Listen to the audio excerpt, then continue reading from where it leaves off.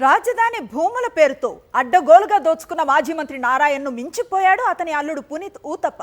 విద్యాసంస్థలను అడ్డుపెట్టుకుని దోచుకునే ప్రయత్నం చేశారు. నారాయణ విద్యాసంస్థలు కొనుగోలు చేసిన 92 వాహనాలకు జీఎస్టీ కట్టకుండా ప్రభుత్వ ఆదాయానికి భారీగా గండి కొట్టారు. దాదాపు 10 కోట్ల 90 లక్షల వరకు ట్యాక్స్ కట్టాల్సి ఉండగా కేవలం 22 లక్షలు మాత్రమే చెల్లించినట్లుగా పోలీసుల విచారణలో తేలింది. ఇన్స్పైరా మేనేజ్మెంట్ సర్వీసెస్ పేరు మీద కొన్న వాహనాలను ఫోర్జరీ చేసి నారాయణ విద్యాసంస్థల పేరు మీదకి రిజిస్ట్రేషన్ చేయించారు.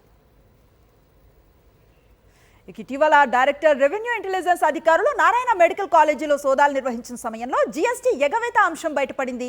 వారు రవాణా శాఖ అధికారులకు ఫిర్యాదు చేయగా మాజీ మంత్రి నారాయణ నివాసాలతో పాటు ఆయన ప్రధాన అనుచరుల గురుబ్రహ్మం విజేతారెడ్డి ఇళ్లలోనూ సోదాలు చేశారు. ఈ తనిఖీల్లో సుమారు 1,82 లక్షల నగదు సీజ్ చేసినట్లుగా నెల్లూరు జిల్లా ఎస్పీ తిరుమలేశ్వరరెడ్డి తెలిపారు. నారాయణ విద్యా సంస్థలకు నోటీసులు ఇచ్చి అవసరమైతే వాహనాలను సీజ్ చేస్తామన్నారు.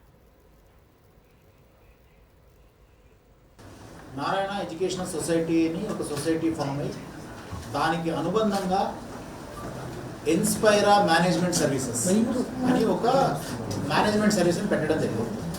కొత్త బస్సులు 92 బస్సులు వచ్చేసి ధనలక్ష్మి ఎంటర్ప్రైజెస్ నుంచి, Tata Motors Dhanalakshmi enterprise, Fortuner company నుంచి 92 బస్సులకి ఇండియన్ బెటర్ ఇన్స్పైరా కంపెనీ 20 కోట్ల 89 లక్షలకి.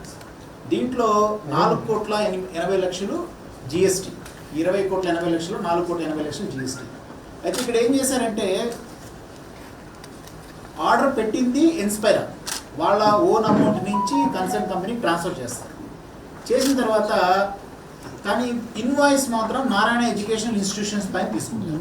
ఈ 92 బస్సులు కూడా నారాయణ ఎడ్యుకేషనల్ ఇన్స్టిట్యూషన్కి వాళ్ళ పేద ఉన్నాయి కాబట్టి రిజిస్ట్రేషన్ డిపార్ట్మెంట్ అంటే ట్రాన్స్పోర్ట్ డిపార్ట్మెంట్కి అప్లోడ్ చేసేటప్పుడు ఒక చిన్న ఫోర్జరీ చేసి మొత్తం నారాయణ ఎడ్యుకేషన్ ఇన్స్టిట్యూషన్ పేరున 92 బస్సులు రిజిస్ట్రేషన్ చేస్తారు. ఎంత అమౌంట్ ఆఫ్ ఫ్రాడ్ జరిగిందనే దానిపైన ఇప్పుడు మనం ఉరామతుగా క్యాలిక్యులేట్ చేస్తే 22 లక్షలు కట్టారు ఈ 92 బస్సులకి లాస్ట్ జూన్ నుంచి ఇప్పటి వరకు.